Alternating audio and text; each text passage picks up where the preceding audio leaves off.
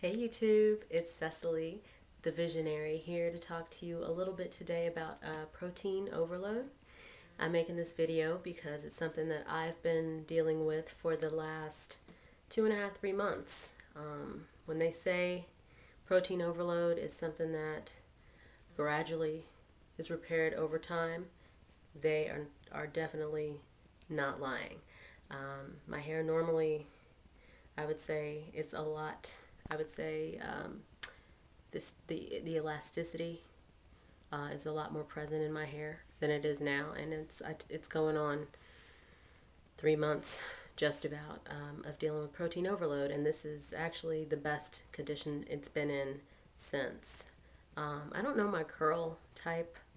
I'm not that of an avid hair person to know exactly what curl pattern I have or anything, but I made the mistake of putting my own homemade. I'm really into making my own homemade natural products, which you will see very soon on my channel. I'm very big into holistic, anything natural, anything that comes from the earth, using products only on your body that are natural.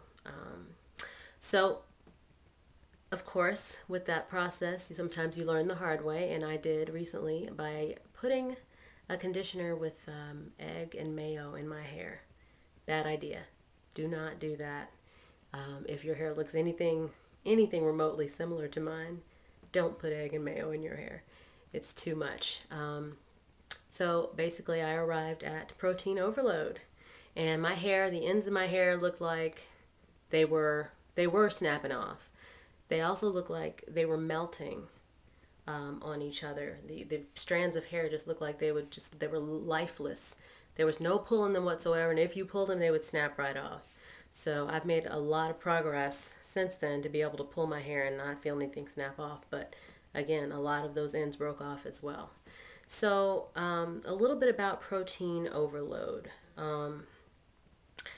Protein overload is really tricky. I learned also the hard way that you've really got to be mindful that the products that you're using to fix the protein overload don't have proteins in them, or have the least amount of proteins possible to where they won't add to the damage that you've already done. So case in point, I love Giovanni's leave-in conditioners, and that's what I'd used up until this point. A couple of other ones as well, which I'll do a review videos on coming up. But Giovanni's in particular, I realized when reading the ingredient panel that very high on the ingredients list, which means it's probably one of the main components of the product, was a protein. So not only was my hair damaged from too much protein, after I was co-washing it and putting on more protein to further melt my hair even more. So after about 2 or 3 co-washes from hell, I realized that I had to go back and rethink, regroup, and research, and I figured out that that was indeed the case. And since then, I put together my own little mixture of products to hydrate my hair and moisturize my hair to where I didn't really have to do too much to it. And it would kind of, the mixture that I used, it actually, my curls loved it, my hair loved it, my curls puffed up, it was great, and I still use it now. But what you want to look out for as far as proteins go in your product regimen, if you're struggling with protein overload, first of all, know that there is hope. You can return from protein overload back to your natural state. It's all in the mind.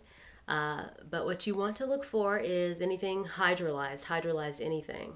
Eggs, anything with eggs, of course. Anything labeled silk. Anything with soy. Any nuts, any almond oils, which I'll tell you a little bit about as well, having to do with the almond oil.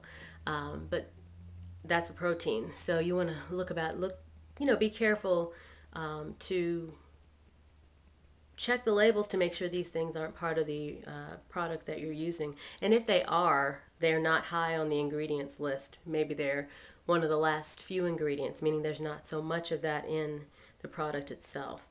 In addition to that, anything that's a reconstructor or a rejuvenator or that addresses split ends or damage. Anything with milk. I don't know if I already said that. Those all have proteins in them, and there's a lot more. So you're going to have to do your own research. You're going to have to be diligent if you really want to protect and save the rest of the hair that you have on your head. You're going to have to do your own research and find out what is protein and what out of those proteins is inside of the products that you have in your medicine cabinet, in your regimen that you're currently using. So that's a little bit about my tango with protein overload as of late. I would say I'm bouncing back. I'm bouncing back slowly but surely.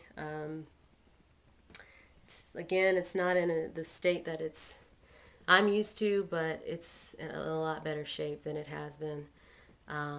So, yeah, protein overload. There is hope. Please remember to rate, comment, and subscribe. My name is Cecily, your Sage Visionary. Thanks, YouTube.